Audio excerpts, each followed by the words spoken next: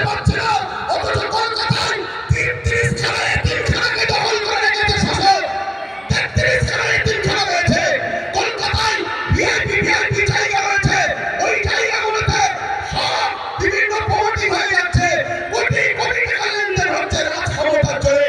এমনি বলিনি যে রাজ ক্ষমতা দরকার, এমনি বলিনি রাজ ক্ষমতা দরকার।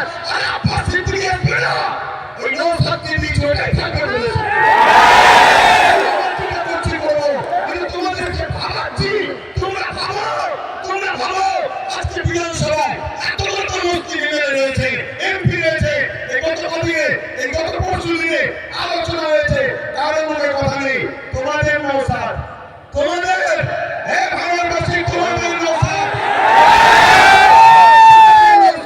তোমাদের এই ভাঙড়ে পাওয়ার গ্রিডের তখন তৈরি হয় 3 বিঘা আকার জায়গা ঘেরে নিয়েছে।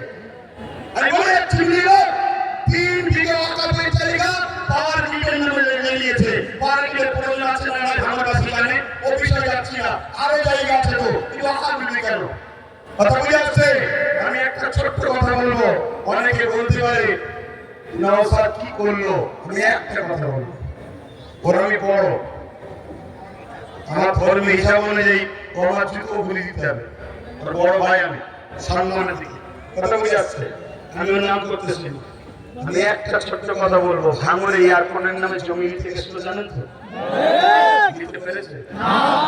এটা তোমরা তোমাদের নিজেদের তকদিরকে আল্লাহ হুকুম তো বটে করেছো ভালো, কি যদি ও না থাকতো অন্য কেউ থাকলে একদিন সই করে জমিলে লাখ লাখ হাজার হাজার মুসলমানদের ঘর হচ্ছে। আমাদের ঢুকছে কিন্তু ওই নেশার ঘোড়া এখনো কাটেনি। শুধু একটাই করো, যেখানে মুসলমান গ্রুপ বেশি হয় কেস দিয়ে তুলে দাও, নাই ভোটাভুটিতে ভাগ করে দাও, আর না হয় জমি অধিগ্রহণের নামে কেড়ে দাও। তো ভাই আমি আর কথা বলবো না, আগামী দিন আপনারা আমার সাথে আছেন তো নাকি? সত্য হাত তো এটা কষ্ট করে যেতে হবে, কাজের পয়সা খরচ করে। সরকার নয়, আমি সরকারি ফান্ড নেই, সরকার নয় সরকারি ফান্ড নেই, আর আমাকে পিছন থেকে সরকারও দেয়নি। চাপাস তুমি একটু নিয়ে যাও, আমাকে বলে দিয়ে বলো না, টাকা মেরে খাবে সেউছো, 1 টাকা দিয়ে খাবে সেউছো। কত বুঝে আসে না নাই? সেই জায়গায় হামলা আগামী দিন ভাই আমার সবাইকে একটু সংগঠিত হতে হবে।